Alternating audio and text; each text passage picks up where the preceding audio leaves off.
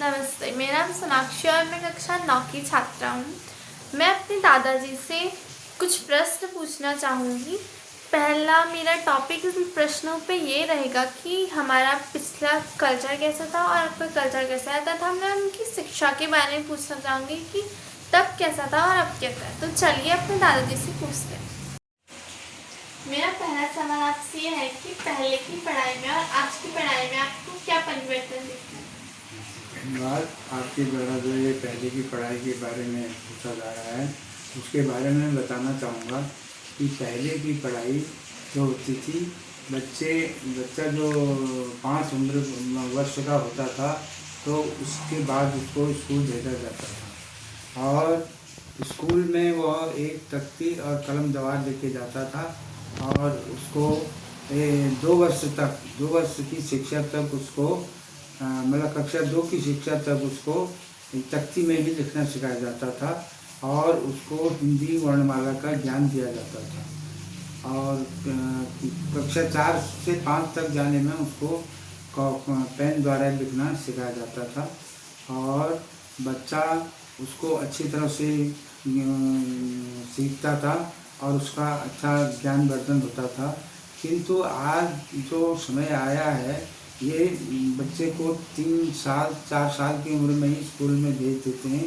बच्चे का बुद्धि का विकास इतना नहीं होता है और बच्चे को डायरेक्ट पेन देकर लिखना सिखा देते हैं, लेकिन उससे बच्चा परेशानी में होता है और यह देखने में आता है कि जैसे कि उनको पुस्तकें दी जाती हैं आजकल के बच्चों को। पहले के बच्चे तो केवल तख्ती और दवा लेके ही जाते थे, लेकिन आजकल के बच्चा शुरू से ही पेन से लिखना के पेन और ये नोटबुक और पुस्तकें लेके जाता है और पुस्तकें भी इतनी होती हैं कि वो बच्चा अपने आप पढ़ नहीं पाता है। पहले के बच्चे ये था कि घर में भी अपनी पढ़ाई कर लेते थे, लेकिन आज के बच्चों के लिए पढ़ाई ऐसी हो गई कि उनके माता पिता को उनको पढ़ाना पड़ता है, क्योंकि स्कूल में उतना समय नहीं मिलता है। और मैं यहाँ पे यही कहूँगा कि पहले बच्चे को पढ़ना लिखना अच्छी तरह आना चाहिए, तब उसमें पुस्तकों का और ज़्यादा बोझ दिया जाए, क्योंकि जब तक बच्चा शिक्षा के लिए परिपक्व नहीं हो जाता है तब तक उसमें उसकी उम्र के से अधिक शिक्षा का बोझ नहीं देना चाहिए। यही मेरा कहना है।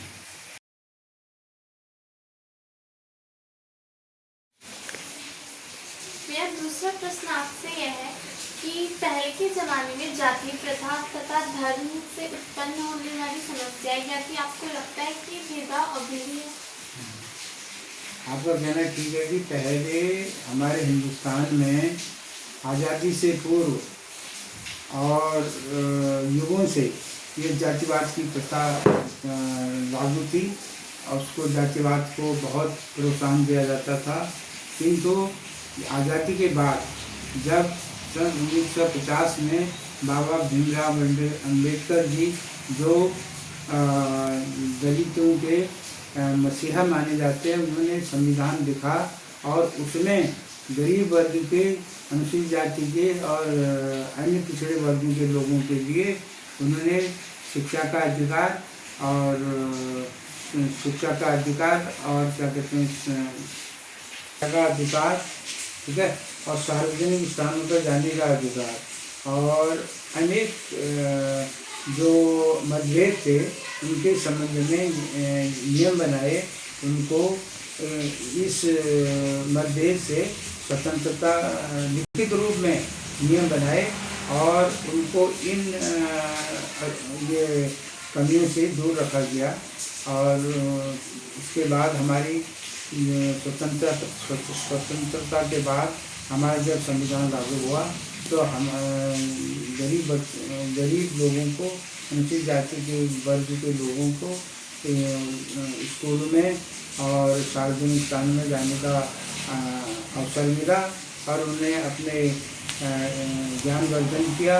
और आज अनुसूचित जाति के लोग और डॉक्टर भी हैं, पायलट भी हैं और अच्छे राजकीय पदों पर और देश की सुरक्षा में वो सेवा कर रहे हैं और ये देन हमारी जो है बाबा भीमराव अम्बेडकर जी की है, क्योंकि उनके ही द्वारा ये हमें अधिकार संविधान स्वरूप दिया गया। और मैं यही कहूँगा कि हमारे जो मतभेद हैं आज जातिवादी संबंधी जो है पहले की अपेक्षा आज बहुत कम हो गए हैं, लेकिन थोड़ा बहुत अभी पूर्ण रूप से ये जातिवाद नहीं हटा है। और इस संबंध में मैं यही कहूँगा कि अनुसूचित जाति का बच्चा और अनुसूचित जाति के लोग जब अपने शिक्षा का अधिकार प्राप्त नहीं करेंगे तब तक इस जातिवाद से मुक्ति मिलना कठिन होगा। अगला सवाल आपसे है कि आप पहले के त्योहारों में और आजकल के त्योहार में आपको क्या अंतर दिखता है? पहले के जो त्योहार होते थे हमारे देश में वो बड़े आत्मभाव से और धार्मिक रूप से मनाए जाते थे। और ये होता था हर सीजन में जो भी त्योहार होता था उसको बड़ी धूमधाम के साथ मानते थे। उस समय ये होता था कि जैसे कि कोई त्योहार है, जैसे हमारा मकर संक्रांति का त्यौहार जो होता है ये जनवरी में आता है। और कुछ त्यौहार बरसात में आते थे, कुछ त्यौहार गर्मियों में आते थे।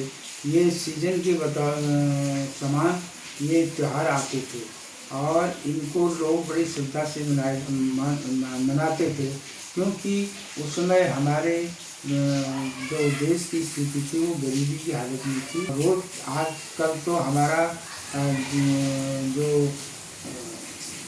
जीवन स्तर है वो काफ़ी ऊंचा हो गया है, आर्थिक स्तर से भी सभी स्तर से, कि हर व्यक्ति रोज ही त्यौहार मनाता है क्योंकि उसकी आर्थिक स्थिति में परिवर्तन हो गया है। और लेकिन पहले ऐसा नहीं होता था। गरीब लोग होते थे, त्यौहार की तैयारी 1 महीने से पहले करते थे, तब जाकर वो निश्चित समय पर अपने त्यौहार को मनाने में सक्षम होते थे। उदाहरण स्वरूप एक हमारा त्यौहार वो दीपावली का त्यौहार होता है। दीपावली के त्यौहार में उसकी तैयारी हम बड़ी धूमधाम से करते हैं। पहले से ही घरों की सफाई करते हैं और गंदगी को बाहर फेंकते हैं, जैसे कूड़ा करकट वगैरह होगा, पूरे घर को स्वच्छता रखते हैं घर में। और जैसे कि दीपावली के आने में हम बाजार से दिए खरीद के लाते हैं और केले खरीदते हैं। और वो जिस दिन छोटी दिवाली होती है उस दिन हम अपने मंदिर में महालक्ष्मी की पूजा करके दिया जलाते हैं, केले रखते हैं, खिलौने रखते हैं, मिठाइयाँ रखते हैं। यहाँ तक कि हम प्रत्येक ऐसा होता था कि पहले हर घर में जो भी कोई जेवर होता था या सिक्का होता था उसको भी मंदिर में रखते थे। तो लक्ष्मी जी के मंदिर में रखते थे कि इसलिए रखते थे कि लक्ष्मी जी हमें आर्थिक रूप से सक्षम बनाएगी। तो और दिए जलाते थे। और होली दिवाली के बाद हम प्रत्येक घरों में अपने केले खिलौने बांटते थे और मिठाइयाँ बांटते थे। और ये वो बनते हैं, एक चूड़े कहा जाता है, वो भी बनाते हैं दीपावली के त्यौहार में। और इसी प्रकार एक हमारा